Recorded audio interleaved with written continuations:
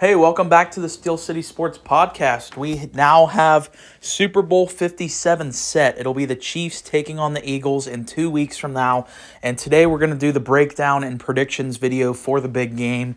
So if you're not familiar with how I do these breakdowns, I set up 8 different categories we go through and compare to see which team has the edge in that particular category. So we have quarterback, weapons, running backs, offensive line, defensive line, linebackers, secondary, and coach. So we're going to go through each of those and talk about which team has the better in each position. Also, look at the spread real quick. The Eagles are actually favorited by 1.5 here, and I didn't actually expect that. I thought the Chiefs would be the favorite coming into this, just looking at the Eagles' run to the Super Bowl. It's not like they really faced much adversity. They played the Giants, who were a big overachieving team this year, and they played the Niners, which was going to be a good matchup, but obviously they had a ridiculous amount of injuries and had to play Christian McCaffrey at quarterback. So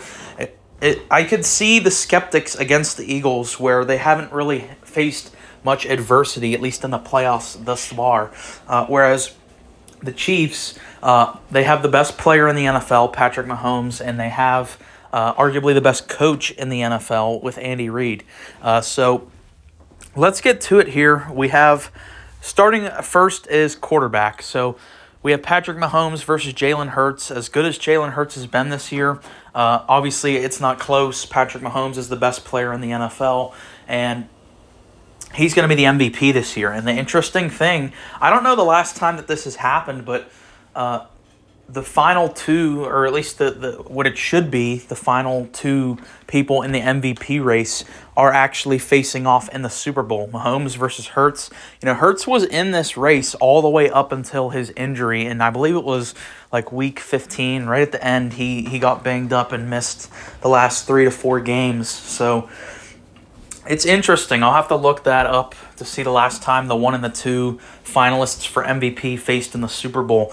But yeah, Mahomes, he's unbelievable, generational. I mean, the fact that he was basically playing with one leg and still was able to beat the Bengals, it's just sensational. So the quarterback goes to the Chiefs here.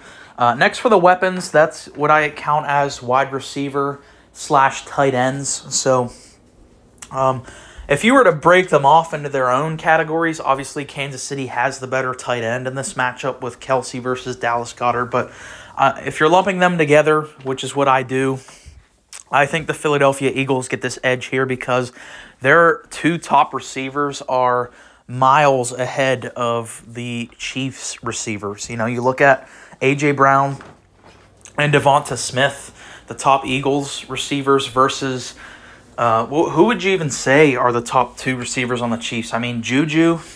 I think Juju is really more just a name nowadays. Like, he was very productive for my Steelers. But, since he's got to Kansas City this whole year, he hasn't really lived up to what was, he once could have been. So I think a lot of people still kind of overrate Juju just based on his time with the Steelers. He's obviously, a good NFL player, but he's not a star receiver anymore. And their number 2 is either Marquez Valdes-Scantling or Kadarius Toney. Now, Kadarius Toney did get banged up in that Bengals game. I'm pretty sure he's still going to play in the Super Bowl, though. But even, it doesn't matter. Any combination you want to look at when it comes to the receivers, the Eagles by far have the better receivers. You can probably make a case that A.J. Brown is a top 5 wide receiver in the NFL. And Devonta Smith, if you're just ranking number 2 receivers, he's probably a top 5 number 2 receiver in the NFL. So the Eagles take that category. Next, we have the running backs. And the Eagles, ever since Nick Sirianni got there last year and this year, they've had one of the top running games in the entire NFL. I know a big part of that is attributed to their O-line, but not even just Miles Sanders running the ball, but also, of course, Jalen Hurts and his running ability has really lifted the Eagles' offense up in terms of making it more dynamic. I'm giving the edge to Philadelphia here. If you just want to do a 1-to-1 comparison of Miles Sanders versus Jerick McKinnon, I think it's pretty easily. I mean, Miles Sanders is a Pro Bowl running back now. He got voted into the Pro Bowl. Jerick McKinnon is okay. I wouldn't say he's anywhere near a star. He's a serviceable starting level running back in the NFL. This one, again, not that close. Philly. Next, we have offensive line. So these are two really good offensive lines, but I ultimately went with the Eagles again. If you went back and listened to my NFC championship round matchup where we compared the Eagles and the Niners, I said the Eagles have probably the best offensive line in the NFL, and I'm still holding true with that. They are the best offensive line. They have 3 Pro Bowlers on their O-line, where I think the Chiefs have 1 Pro Bowler on their offensive line. So, again, Philly takes this. Defensive line. This one is really not even that close. I mean, I like the Chiefs' D-line. I think Frank Clark is really good. Obviously, Chris Jones is a stud, but the Eagles got at the quarterback at a much, much higher rate than the Chiefs did this year. It's pretty clear to me that the Eagles have this. This is one of the strong suits of the entire Eagles team, was their ability to get at the quarterback. Next, we have the linebackers position. The Chiefs' linebackers is probably their biggest weakness on their entire roster.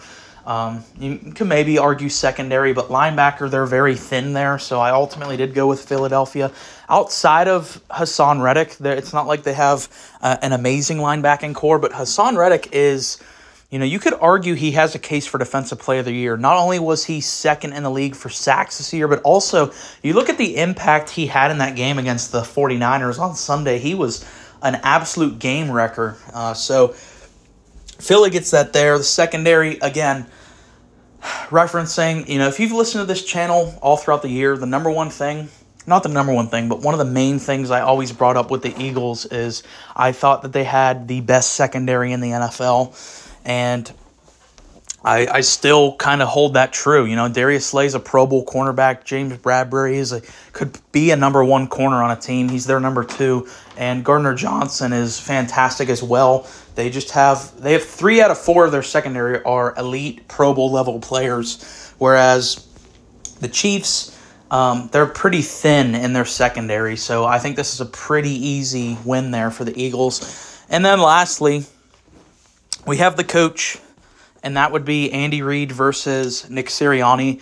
I've loved the job Nick Sirianni has done for the Eagles, and I honestly thought it was a big mistake firing Doug Peterson by the Eagles, but Nick Sirianni's done a fantastic job. You got to give him a lot of credit. I think he's overachieved, even if the most optimistic Eagles fan probably didn't see this coming with Nick Sirianni when he got hired. But still, Andy Reid, there's a case to be made that he's still the top coach in the NFL. I'd probably have to write the list out to really, narrow it down, but he's definitely on that short list when you're considering the best coaches. So that gives us a final of Philadelphia wins 6 out of the 8 categories. So, yes, I'm picking the Eagles to win this. However, if you were going to list the 2 most important of these categories, it happens to just be the 2 categories that the Chiefs won. That's quarterback and head coach. So it's going to be an interesting game. As I know, just from this comparison, it looks like the Eagles should dominate the Chiefs. But like I said, quarterback and head coach are the most important spots. I think the Chiefs have clear edges in both those positions. And anytime you have the best player in the world, which I think Mahomes is right now, and he's going to be a lot more healthy come Super Bowl time, anything can happen. The over-under in this game is 50. I would take the over in this game, and I'm taking Philadelphia money line. I cannot wait. I think this is going to be a fantastic Super Bowl. I think it'll be a shootout. So you guys let me know down below your predictions for the Super Bowl. Stay tuned. I do plan to do kind of some reviews of the NFL season. I'd like to go back to my Week 1 power rankings and kind of compare it to how things shaped out throughout the year. So definitely have a lot of, NFL content related to reviewing this season coming later. But yeah, let me know how you feel. Thanks for listening. Please subscribe and like. Thanks.